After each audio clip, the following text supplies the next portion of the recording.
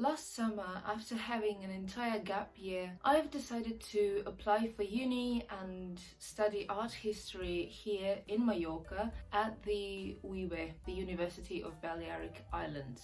After the first semester, which is ending now, I've decided to quit. So in this video, I want to talk to you about why I quit university, why I've come to this decision, what has been my experience at this university, and of course, how this experience has affected my opinion about the educational system even more.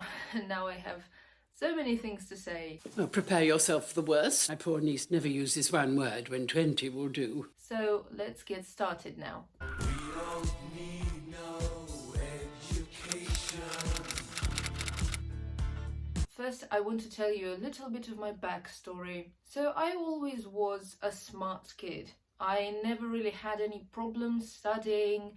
At school, I almost always got very, very good grades. So I never had any problems with that. And after I finished that gap year that I've had, and I went to university, again, this wasn't the problem. The studying itself, the assimilation of information, the learning itself, it was never the difficulty for me. So I'm telling you this backstory of mine just so that you understand that I didn't quit because things got difficult. I would not consider myself a lazy person. I would not consider myself a heavy procrastinator.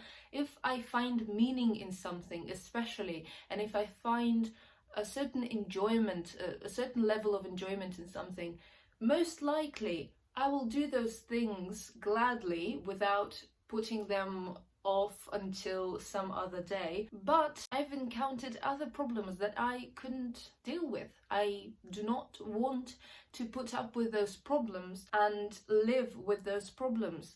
So this is precisely what I want to talk about. So the first thing that I consider to be why I quit university is because I went there in the first place because of a certain social pressure.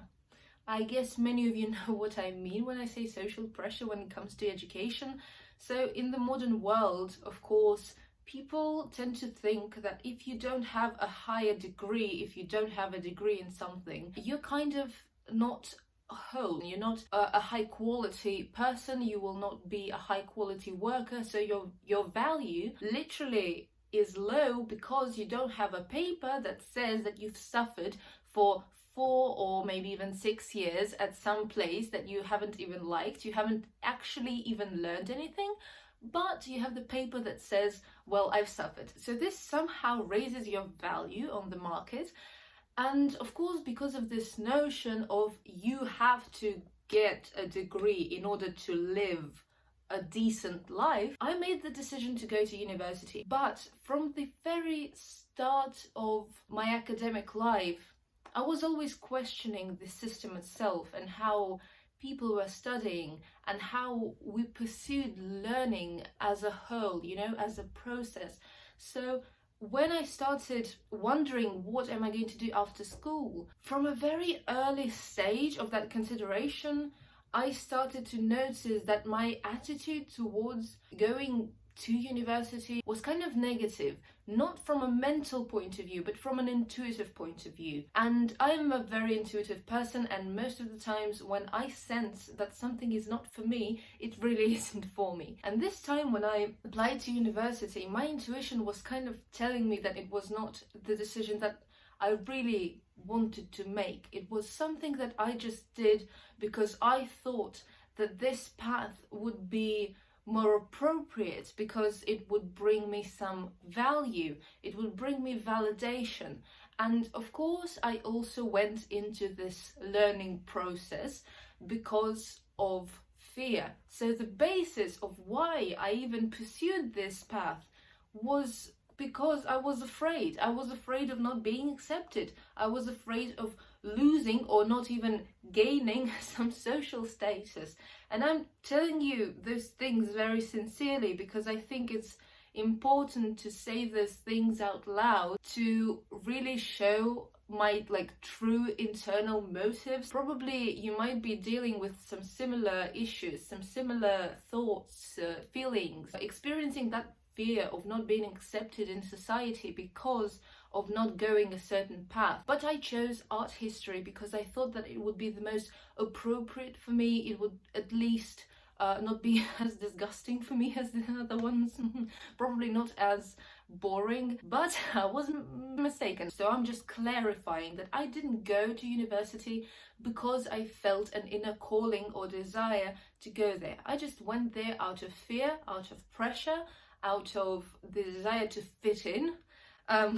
So the first thing that I've noticed when I started studying was a disinterest from both parts, from the part of the students and the professors, you know, and that was quite disappointing because I would love to see universities being a place where people really come motivated and enthusiastic about what they do, and where they really learn things with this attitude of actually getting to know things, to learn things. And I would really love to see teachers being motivated, being truly good at what they do, really good at teaching, and actually putting it that energy and that liveliness into what they teach us. But I unfortunately didn't see that. I saw that people, both us, the students, and the professors, and everyone I saw at the uni, were in a state of lack of enthusiasm, of lack of actual desire to do what they were doing. And so the general vibe, of course, of the entire uni was so depressing, honestly. But I'll talk about the emotional part later on in this video. First, let's get to the common practical things. Let's talk about the conformism. Is it conformism? I'm going to say conformism. So the conformism and the conformity. Let me say something. I am one of those people that if I see a problem, I first of all try to identify clearly where are the limits of that problem, and then I try to actually find solutions. And once I figure out what could be the possible solution for a problem, I try my best to apply those things, those principles, in order to change that problem. What I've encountered at uni is that even when you find problems and you find very simple solutions for them, or solutions that can be done, nobody applies them. So basically, there was this one situation where a teacher of ours said that we're going to have a meeting, the entire class, with all of our teachers, professors. The teachers told us that we will meet in a class and just have a 15-minute reunion conversation about how the educational process is going, how do we feel, how is everything all right, do we have any suggestions, any criticism. And of course, with my post-Soviet personality, Jesus, that sounds so bad, I'm so sorry. You know, with my grand scheme of imagination and thought, with the spam of openness of my mind, I of course took this task very seriously, and I wrote a couple of theses, or like a couple of bullet points, to put it in less clever and sophisticated words. And I wrote down the things that I saw as problems, as mistakes that could be fixed and therefore would improve our educational process. And I didn't only base those bullet points or those criticisms on the things that I was experiencing and feeling. So I was assured that it was not just my problem, it was not just my vision, it was not just me seeing some things as problematic. So I said all of those things out loud when we had that reunion.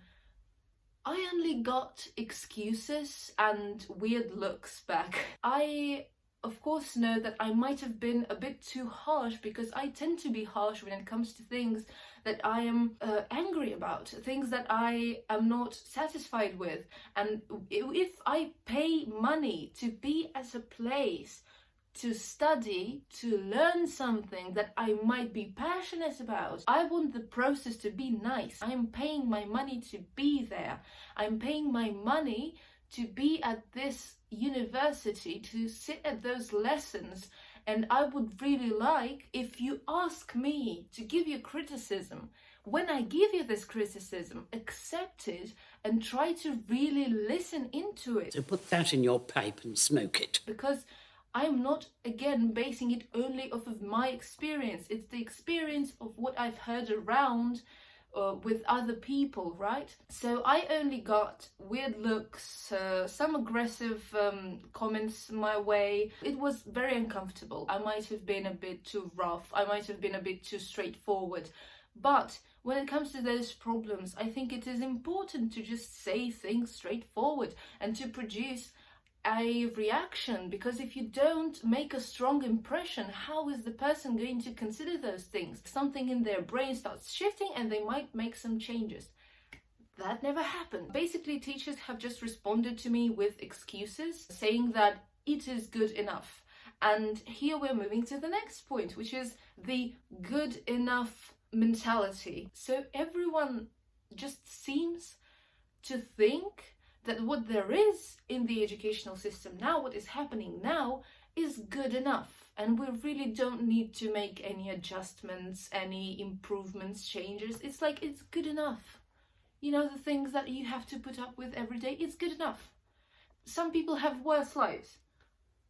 Guess what? I know that some people have worse lives. I know that some people don't get to eat every day. I know that some people in the world do not have what we have, but that doesn't mean that we can't improve what we already have if it doesn't really require that much effort. I think that in life you have to put in the extra work, you have to put in the effort, you have to be passionate, you have to be enthusiastic, you have to raise your vibe to do things, because this is why we're here in the first place. If you just conform with what there is, and if you just say, well, it's good enough, you're not going to make any positive change. If we say, well, this system is good enough, we're never going to get to a place where students actually learn at those institutions like uni, school, college, whatever. We're not going to get to this point if we don't see problems, and if we think that that's good enough. If we conform, nothing's going to change.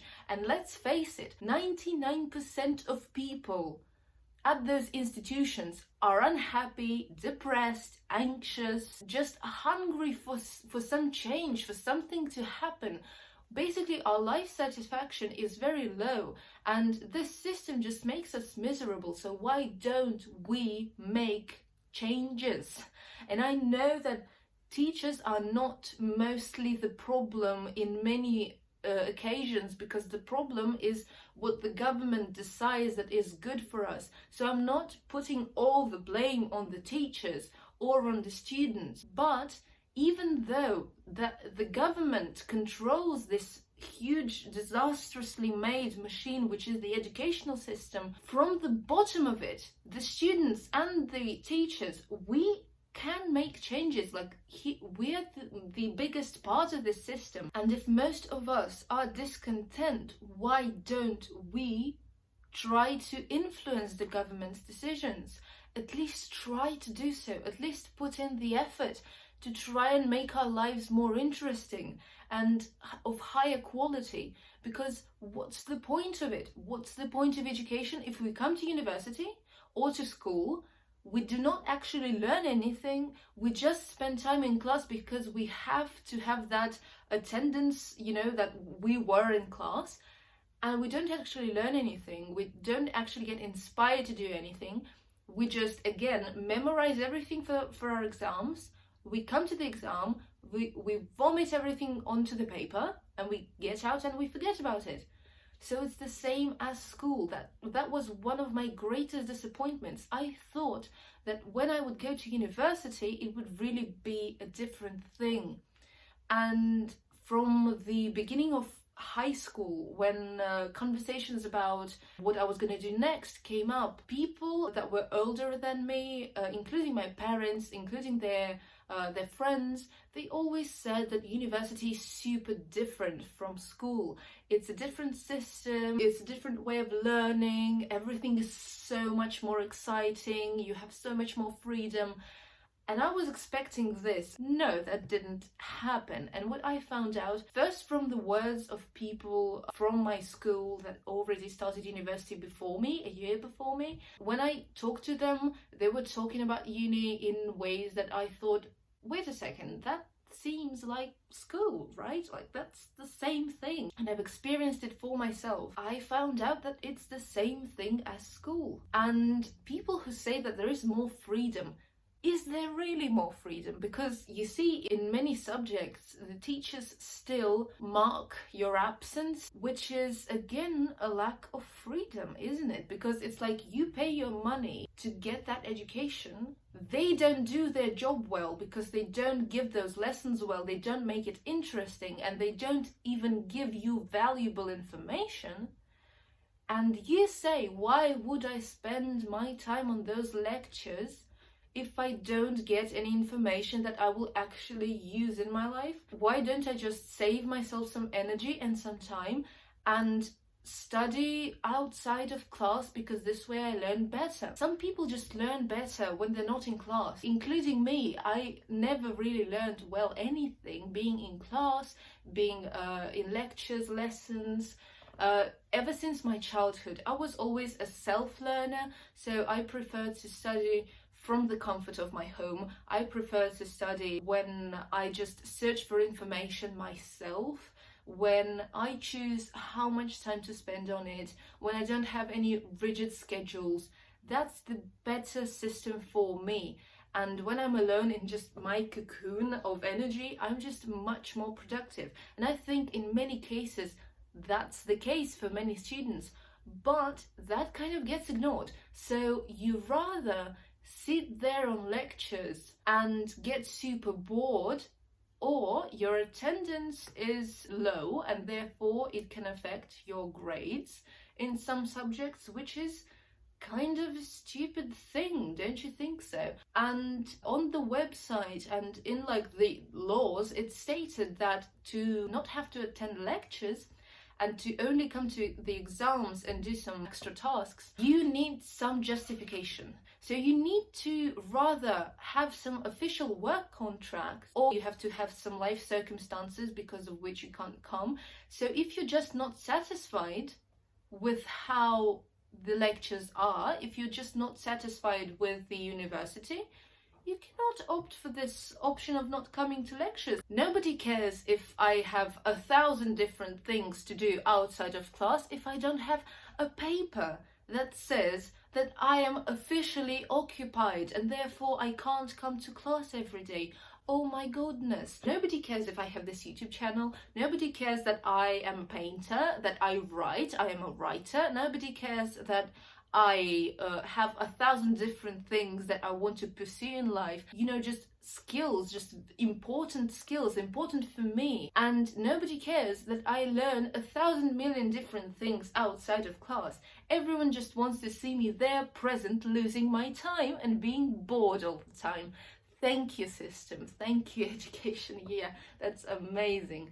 Thank you very much. So that was just irritating me. It felt like there was actually no real meaningfulness, no real meaning in what we were doing. Now getting to the more personal feelings, telling you more about my emotions and more personal reasons to why I decided to quit. So first of all, a couple of weeks into the studying process, I got depressed again, and this for me is a huge indicator of something not being right. So although I was trying to see this whole situation as a positive one, I was trying to come into this university with a positive attitude, listen in class, actually pay attention to what they were saying. I actually, I swear you guys, I tried my best to pay attention, to attend lectures, to actually be there, present with my brain, with my mind, with my heart. I actually tried to enjoy doing those things. I just couldn't. When I came there, I always felt like I was coming into 1984, the book, you know, the novel by George Orwell. Let me know if you'd like a book review on 1984. Every time I entered this building of my faculty, I felt like I was entering 1984 because it's just an ugly grey box where the vibe, like the atmosphere, is of desperation, of limitedness, of mindlessness, and just dumbness and numbness. And this is literally the worst vibration for personal improvement. Because I believe in many like spiritual things and stuff, and because it is a huge part of my life, I pay attention to those things, and I can't live life without noticing those things. So living through that pragmatic perspective of just pure logic, this is not the way for me. I'm a very intuitive woman, and I'm very bound to my feelings, how I feel things outside of the physical perspective. And when I was coming to this place, all the time my vibe was just falling below the ground level.